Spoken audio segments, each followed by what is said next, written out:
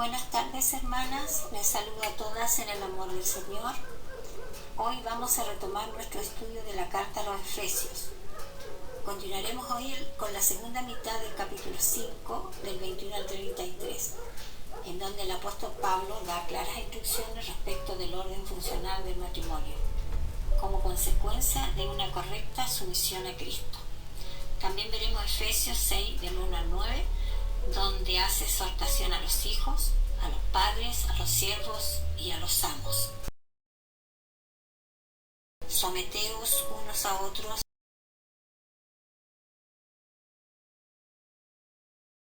Vamos a empezar a leer Efesios 5:21, que dice: someteos unos a otros en el temor de Dios. Este pasaje en primera instancia nos marca que en la Iglesia de Cristo entre los hermanos no hay jerarquías, sino que nos sometemos unos a otros funcionalmente en el temor de Cristo. Es porque somos sumisos a Cristo que podemos someternos unos a otros para la correcta funcionalidad de la Iglesia. Vamos a leer Filipenses 2:3. Dice: nada hagáis por contienda o por vanagloria, antes bien con humildad, estimando cada uno a los demás como superiores a él mismo. Este sería en el sentido de sumisión. ¿Qué implica que nos sometamos unos a otros, hermanos? Aquí el vocablo griego usado es hipotazo y tiene que ver con sujeción y obediencia, pero no en el sentido de que alguien da órdenes arbitrarias para que otros obedezcan, sino en el sentido de que dentro de las iglesias de Cristo no debe existir contrariedades y rebeldía entre los miembros, sino una buena disposición de colaboración entre unos y otros para funcionar como iglesia. Por otro lado, esta sumisión también se demuestra por medio de la mutua exhortación entre los hermanos con el fin único de perfeccionarnos. Colosenses 3:16 dice: la palabra de Cristo mora en abundancia en vosotros, enseñándoos y exhortándoos unos a otros en toda sabiduría, cantando con gracia en vuestros corazones al Señor con salmos e himnos y cantos espirituales. Hermanas, a partir de los versículos siguientes hasta el final del capítulo 5, Pablo muestra cómo opera la sumisión y sujeción en el seno familiar, en el matrimonio, también con los hijos y en el entorno social.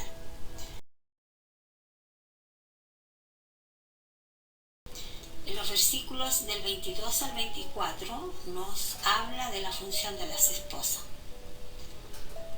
Las casadas estén sujetas a sus propios esposos, como el Señor, porque el esposo es cabeza de la esposa, así como Cristo es cabeza de la iglesia, la cual es su cuerpo, y Él es su Salvador. Así que, como la iglesia está sujeta a Cristo, así también las casadas lo estén a sus esposos en todo. Aquí se nos presenta una orden funcional dentro del matrimonio. Si tal orden no existiera, el matrimonio sería una especie de anarquía y el resultado final del mismo sería caótico. Entonces es un hecho que si el matrimonio es una entidad, debe existir una orden funcional de por medio, y esa orden lo impone Dios. Es Dios quien determina las funciones puntuales para el esposo y para la esposa, porque el matrimonio lo diseñó Él. Ahora, esa orden no es jerárquico, sino funcional y servicial. Aquí, hermana, nos está hablando de quién es más capaz o quién tiene más intelecto o quién tiene mayor madurez espiritual. No se trata de una competencia entre el hombre y la mujer para ver quién es mejor que el otro. Aquí se está presentando el orden que Dios mismo se encargó de ponerle al matrimonio, que Él diseñó. No se trata de algo cultural de la época como algunas mujeres de hoy aluden. De seguro el mundo va a ir cambiando, hermana, cada día más, pero la palabra de Dios no cambiará. Cielo y tierra pasarán, pero su palabra no pasará. Primera de Corintios 11:3 dice: pero quiero que sepáis que Cristo es la cabeza de todo varón, es la cabeza de la mujer y Dios la cabeza de Cristo. Este pasaje, hermana, nos presenta un orden establecido. El hombre, cabeza de la mujer. Cristo, la cabeza del hombre, y Dios, la cabeza de Cristo. Entonces, en el hogar, la cabeza es el hombre, y todo el cuerpo familiar debe tener sujeción a esa cabeza, porque esa es la voluntad de Dios. Pero también se nos aclara que el marido es cabeza de la mujer, pero no según su propia idea, sino siguiendo el patrón de Cristo como cabeza de la iglesia, lo cual implica una gran responsabilidad y entrega servicial. Siempre que la cabeza del hogar esté sometida a Cristo, todo funcionará en correcta armonía. Así como la iglesia está sujeta a Cristo, así también la mujer debe estar sujeta al marido, en todo aquello que se conforma con la voluntad de Dios. Ahora, sujeción o sometimiento al hombre no implica para la mujer inferioridad y humillación, sino obediencia a Dios y armonía con el hombre. Cuando esto no se cumple, entonces se desata el caos.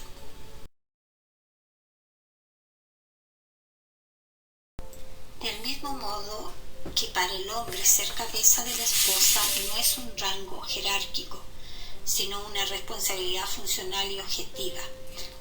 Así también para la mujer, estar sujeta a su marido no es una posición de inferioridad y humillación, sino es algo funcional determinada por Dios, que hará también que la palabra de Dios no sea blasfemada. Vamos a leer 1 de Pedro 3, del 1 al 6, y dice: asimismo ustedes, mujeres, estén sujetas a sus maridos, de modo que si alguno de ellos son desobedientes a la palabra, puedan ser ganados sin palabra alguna por la conducta de sus mujeres, al observar ellos su conducta casta y respetuosa. Que el adorno de ustedes no sean externos, peinados ostentosos, joyas de oro o vestidos lujosos, sino que sea lo que procede del íntimo del corazón, con el adorno incorruptible de un espíritu tierno y sereno, lo cual es precioso delante de Dios, porque así también se adornaban en otro tiempo las santas mujeres que esperaban en Dios, estando sujetas a sus maridos. Así obedeció Sara a Abraham, llamándolo Señor, y ustedes han llegado a ser hijas de ella si hacen el bien y no tienen miedo de nada que puedan aterrorizarlas. Aquí tenemos 3 implicaciones bien marcadas que hay en este pasaje. ¿Qué significa una correcta sujeción de la esposa al esposo? En 1 Pedro 3:4 dice la hermosura de la mujer sujeta.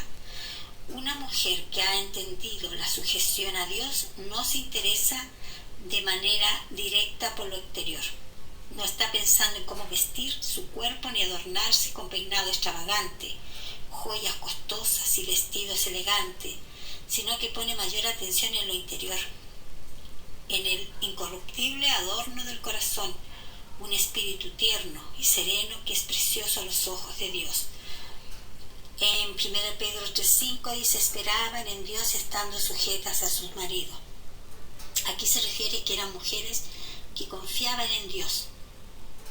O sea, su confianza no estaba puesta de forma absoluta en su esposo, tampoco en su apariencia física o en su inteligencia, talento o creatividad, sino su confianza estaba en Dios.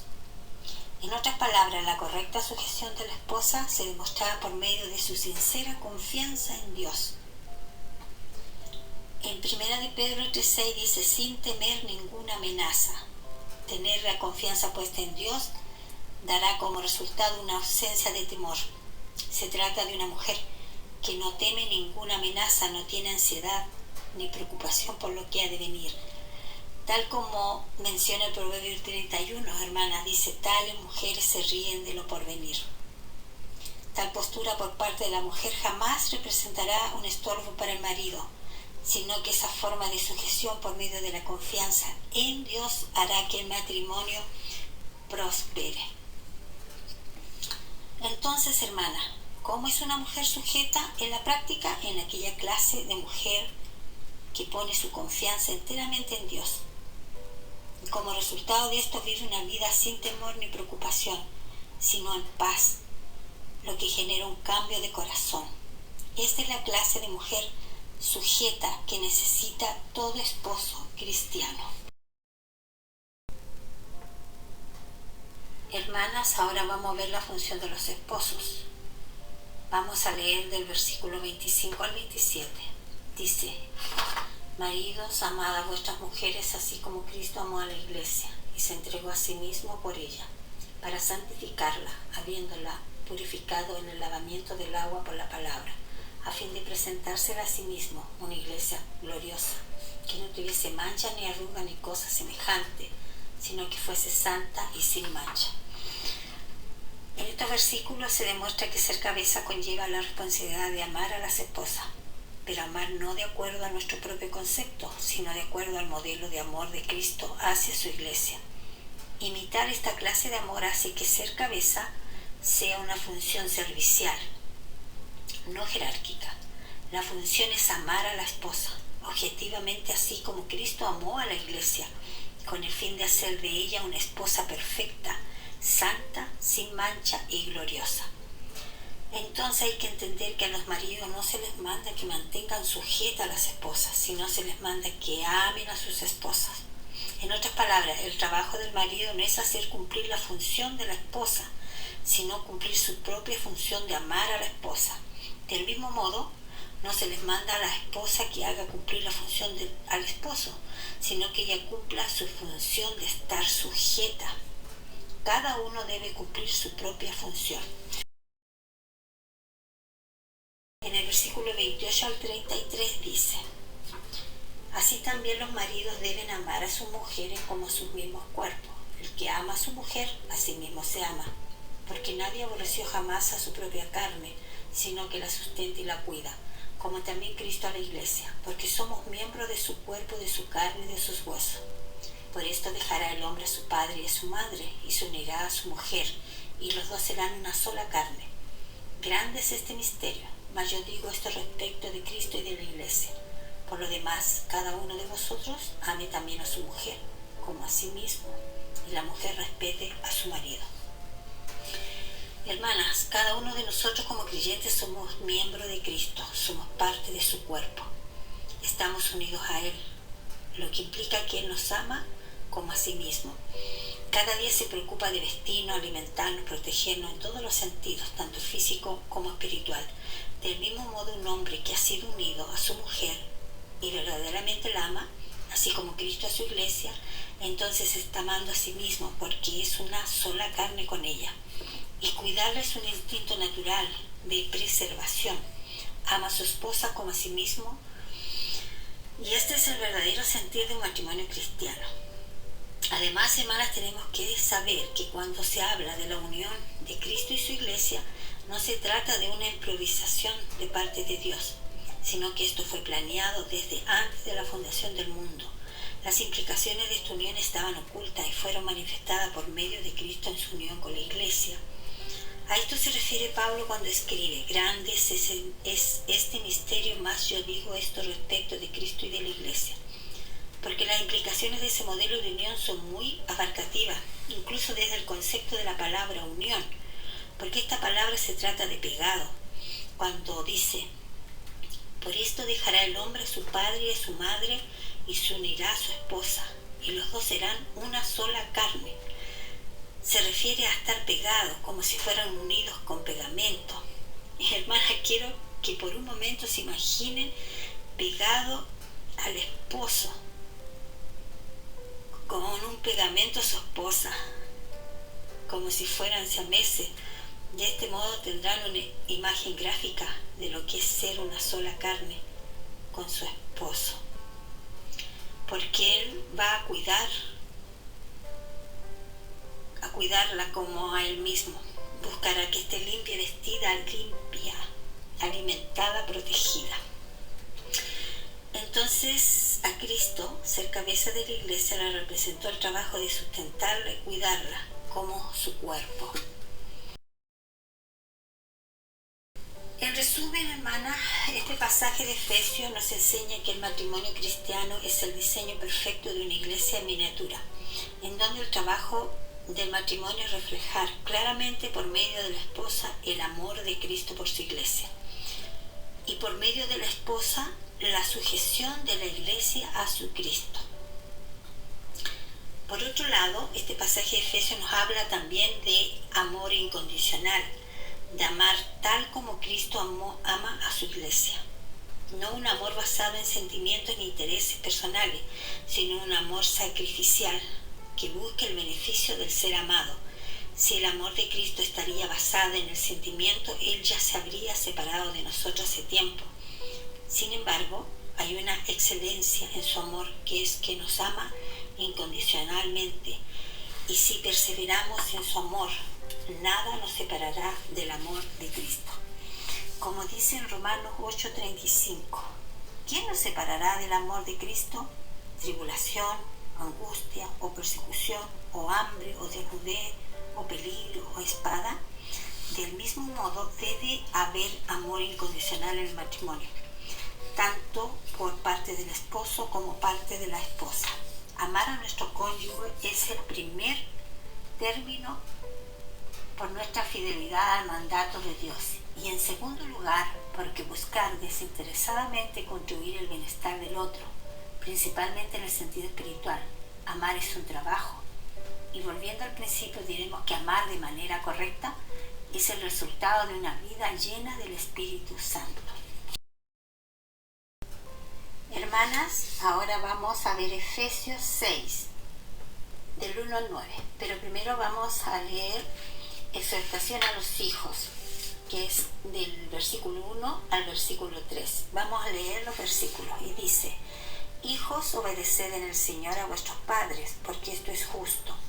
Honra a tu padre y a tu madre, que es el primer mandamiento con promesa, para que te vaya bien y sea de larga vida sobre la tierra. Aquí en el versículo 1 dice que esto es justo, porque está de acuerdo con la voluntad de Dios. Es una actitud justa, porque Dios lo ha dispuesto de esa manera. Pablo manda a los hijos a obedecer a sus padres. Él añade en el Señor. Podemos comparar lo que Pablo dijo a las esposas en Efesios 5:22. Dice: sometidas como al Señor.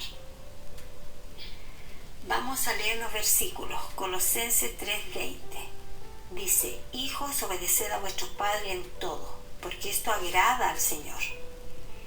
Mateo 15:4 dice: porque Dios mandó diciendo: honra a tu padre y a tu madre, y el que maldiga al padre o a la madre muera irremisiblemente. Para animar a los hijos a cumplir este mandamiento, Pablo dice 3 cosas.